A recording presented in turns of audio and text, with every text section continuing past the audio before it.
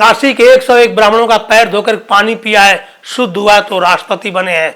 ये हमारे पूरे विश्व में इस भारत के प्रथम राष्ट्रपति का इतना बड़ा कलंक इतिहास में दर्ज है कि आप शूद्र हो, राजाभिषेक आपका नहीं हो सकता है। शिवाजी मान लिए, क्यों नहीं उसी समय उस ब्राह्मण का कत्ल कर दिया? नहीं कत्ल कर सके क्योंकि मानसिक गुलाम थे ब्राह्मण के। जानवर से इंसान बनने की जो ही आदमी कोशिश करने की कोशिश कर रहा है ना, तो तुरंत उसके लिए कानून बनाया कि नहीं, तुम जानवर से भी बदतर रहो, इंसान बनने की कोशिश मत करो।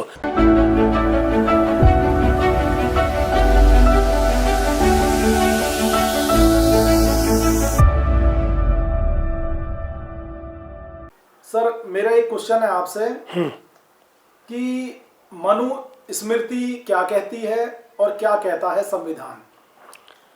इसके बारे में पूरी परिभाषा समझाएं आज हमें। देखिए, इस पर तो अगर बात करेंगे तो पता चला कि शुरू करें तो पूरा वो आपके YouTube पर चढ़ ही नहीं पाएगा, इतना लंबा हो जाएगा।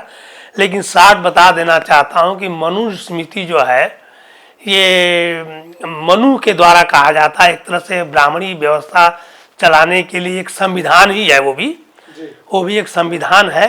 लेकिन संविधान इतना क्रूर है, इतना अत्याचारी है कि एक वर्ग को बैठे बैठाए बिना कर्म किए हलवा पूड़ी खाने और अय्याशी करने का अरेंजमेंट किया गया। उसमें एक वर्ग के द्वारा एक वर्ग का शोषण है, एक वर्ग के द्वारा एक वर्ग पर अत्याचार है, एक वर्ग के द्वारा एक वर्ग पर इंसानियत का जो है कुचक्र चला गया है। इस तरह का मनुस्मृति है। उसमें तो मतलब मनुस्मृति का कभी कभी पढ़ते हुए तो एक रोंगटे खड़े होते, कैसे पॉसिबल हो सकता है और एक इंसान इस तरह की कैसे व्यथा लिख सकता है? अगर वो लिखने वाला तो कम नहीं, इंसान हो ही नहीं सकता है। मनुस्मृति का अब इसी यही कारण था कि बाबा साहब अम्बेडकर ने मनुस्मृति को जलाया था और आज भी बहुत से लोग जलाने की बात करते हैं। बेंदन हम तो करेंगे, बहुत से ब्राह्मण भी मनुस्मृति के बहुत से खिलाफत किए हैं, बहुत से लोगों ने इसको जलाया भी है। तो ये मतलब है मनुस्मृति जो है ना, सच कहिए तो एक तरह से क्रूरता का और आपके ये सच कहिए तो अमान्य जो है कहते हैं ना, इतना बड़ा क्रूर जो है संविधान जो है, हम तो कहते हैं कि पूरे विश्व में जो कहीं भी नहीं मिलेगा। जैसे कि देखिए, वो कहा गया है कि एक आप अगर किसी को शिक्षा ग्रहण कर लिए तो आपके जीभ काट दी जाएगी, आपने वेद सुन लिया तो आपके कान में पिघला हुआ शीशा डाल दिया जाएगा, आप किसी ब्राह्मण के सामने बैठ गए तो आपको काट दिया जाएगा, शिक्षा ग्रहण कर लीजिए तो आपका वध कर दिया जाएगा। एक वर्ग के द्वारा शिक्षा नहीं प्राप्त कर सकते, आप मान सम्मान नहीं प्राप्त कर सकते, आप इज्जत नहीं पा सकते हो। मतलब एक जानवर से बदतर जिंदगी एक इंसान के सामने एक दूसरे इंसान को बना दिया गया है। अगर वो जानवर से इंसान बनने की जो ही कोशिश करता है, उसके लिए कानून बन गया है। जानवर से इंसान बनने की जो ही आदमी कोशिश करने की कोशिश कर रहा है ना, तो तुरंत उसके लिए कानून बनाया कि नहीं, तुम जानवर से भी बदतर रहो, इंसान बनने की कोशिश मत करो। जो ही इंसान बनोगे तुमको काट देंगे, तुमको दफना देंगे, तुमको मार देंगे। उसके लिए तरह तरह के वहां कानून बने हैं। हाँ, संविधान की बात आपने कहा। संविधान देखिए 26 जनवरी 1950 को बना है। अरे संविधान जो है, बाबा साहब अम्बेडकर ने बहुत से संविधानों का अभिनंदन कोलंबिया यूनिवर्सिटी, लंदन, अमेरिका, ऐसे बड़े बड़े विद्वानों के साथ उन्होंने पढ़ाई किया, स्टडी किया और बहुत से लोगों के संबंध में रहे और बहुत से ज्ञान हासिल किया। आज कहते हैं कि पूरे भारत में जो है सामाजिक व्यवस्था में तो इतना बड़ा कोई विद्वान नहीं है। इवन यूएनओ में भी उनका चौथा पांचवां विद्वानों में स्थान है।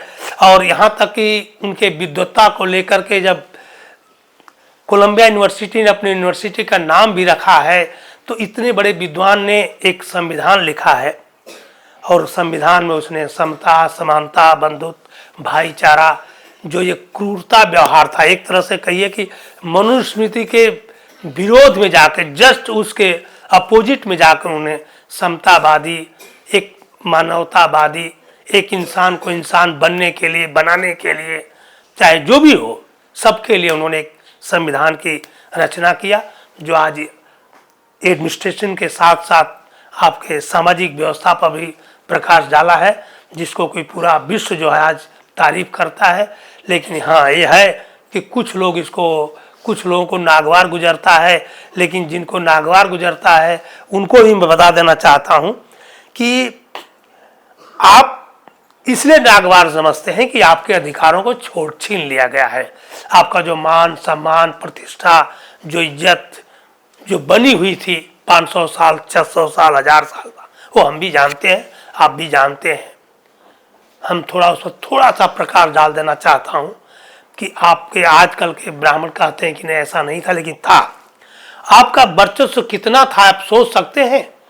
एक समय ऐसा था कि अगर मान लीजिए ब्राह्मण पुरोहित अगर जजमान के पास गया, 12 साल 15 साल की लड़की सुंदर देख लिया, कह दिया जजमान अपनी लड़की दान में दे दो, तो किसी की हिम्मत नहीं थी कि ना कह दे, लोग दे देते थे।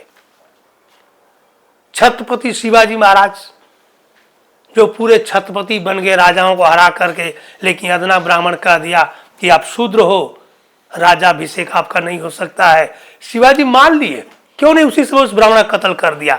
नहीं कत्ल कर सके क्योंकि मानसिक गुलाम थे ब्राह्मण के।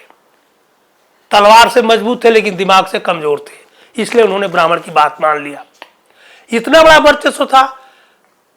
प्रथम राष्ट्रपति भारत के स्वतंत्रता की बात कर रहा हूं, डॉक्टर राजेंद्र प्रसाद जब राष्ट्रपति बनाए गए तो ब्राह्मणों ने कह दिया कि तुम अछूत हो, राष्ट्रपति नहीं बन सकते हो। नेहरू ने मध्यस्थता किया, काशी के 101 ब्राह्मणों का पैर धोकर पानी पिया है, शुद्ध हुआ तो राष्ट्रपति बने हैं। ये हमारे पूरे विश्व में इस भारत के प्रथम राष्ट्रपति का इतना बड़ा कलंक इतिहास में दर्ज है। सोचिए कि हमारे देश के प्रथम नागरिक रामनाथ कोविंद, आज भी चालू है वो चीज। सोचिए कि आज भी चालू किया जा रहा है। रामनाथ कोविंद प्रथम नागरिक को मंदिर में पूजा नहीं करने दिया गया, धक्के मार के हटा दिया गया। यहां तक कि आज भी उसको कोशिश की जा रही है उस वर्चस्व को लाने के लिए। उनको कहा जा रहा है, मैं एक वीडियो देखा हूं, एक ब्राह्मण कुर्सी में बैठा है, राष्ट्रपति महोदय खड़े हैं और उनको कहा जा रहा है कि ब्राह्मण का पैर छुओ। ये क्या है? अरे भाई, आपका साम्राज्य रहा होगा, आपने अपने मनमाखित से, स्वार्थी में, लालची में आपने एक संविधान बनाया, क्रूरता का संविधान आपका था। हम तो आपका हाथ जोड़ के कि भैया उस क्रूरता को छोड़ो, उस अमान्य, उस क्रूर जो एक कह रहे हैं निरंकुश अत्याचारी जो संविधान था, और जो आपका एक बनावटी एक तरह से छल कपट षड्यंत्र का जो आपका एक विचार था, जो आपके दिमाग में एक गोबर भरा हुआ था, उसको छोड़िए और उसको छोड़ करके आइए। आज देश में एक संविधान चालू है, उस समता समानता बंधुत्व का, भाईचारे से आइए, मिलिए जुलिए और इस संविधान से अपने पुराने विचारों को त्यागिए। और जो आपके भाई बिछड़े हैं, हजारों साल से जो दुत्कार किए गए हैं, जो उनको शिक्षा संपत्ति से वंचित गया है, उनको भी अपने साथ भाई बना करके, भाईचारा बना करके इस देश को आगे बढ़ाने के लिए आप भी साथ दीजिए, हम भी साथ देते हैं। और भाईचारा बना के इस देश के खुशहाली में, इसको देश को प्रगति में और देश को पूरे नागरिक को खुशहाल बनाने में हम और आप साथ दें, यही आपसे उम्मीद करता हूं। शुक्रिया, जय भीम, धन्यवाद। देखते रहिए नीलकमल टीवी। आपको अगर हमारा वीडियो अच्छा लगता है तो हमारे चैनल को सब्सक्राइब करिए, वीडियो को लाइक करिए, शेयर करिए। धन्यवाद।